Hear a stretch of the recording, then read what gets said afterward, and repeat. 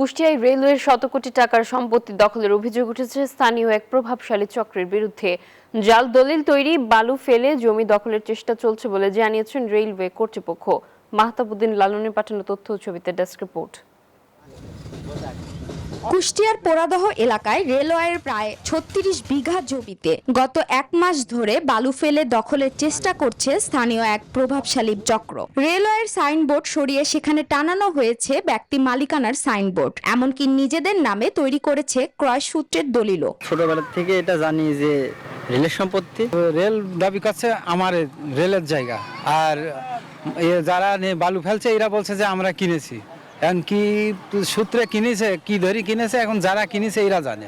এই কারণে অসৎ উদ্দেশ্যে রেলের প্রপার্টিতে বালি ফেলায় বেশি দামে বিক্রি করার এই আশায়। স্থানীয়দের অভিযোগ, প্রায় ১০০ কোটি টাকা মূল্যের রেলওয়ের এই সম্পত্তি অনেকটা প্রকাশ্য দখল হয়ে গেলেও আদালতে মামলা ও মাইকিং করেই চুপচাপ দায় সেরেছে স্থানীয় প্রশাসন ও রেলওয়ের কর্মকর্তারা। বসুন্ধরা টিস্যু, অশুদ্ধতার বিরুদ্ধে এক বিন্দুও ছাড় নয়।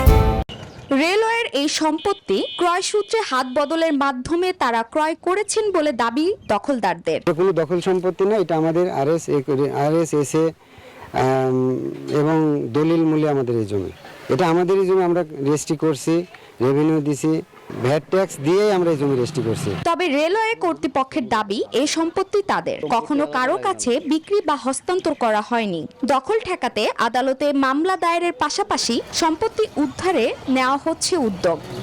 আমার জানা মতে বিক্রি করে নেই, এখন ফায়সালা ওরা যদি কোনো ডকুমেন্ট থাকে সেটা করে আদালতে আমরা আমাদের আর্জি করবো, ওরা করবে, তখন এটা বেরিয়ে আসবে আর কি। আসলে সম্পত্তি উদ্ধারে রেলওয়েকে সব ধরনের সহযোগিতার কথা জানালেন কুষ্টিয়ার জেলা প্রশাসক। আমাদের যে ধরনের সহযোগিতা প্রয়োজন জেলা প্রশাসনের সকল সর্বাত্মক সহযোগিতা জেলা প্রশাসন তাদের করবে। সরকারের ১০০ কোটি টাকা মূল্যের এই সম্পত্তি কিভাবে, কাদের ছত্রছায়ায় প্রভাবশালী চক্রটি নিজেদের দাবি করে দখল নিচ্ছে তা খতিয়ে দেখে জড়িতদের বিরুদ্ধে ব্যবস্থা নেয়ার দাবি স্থানীয়দের।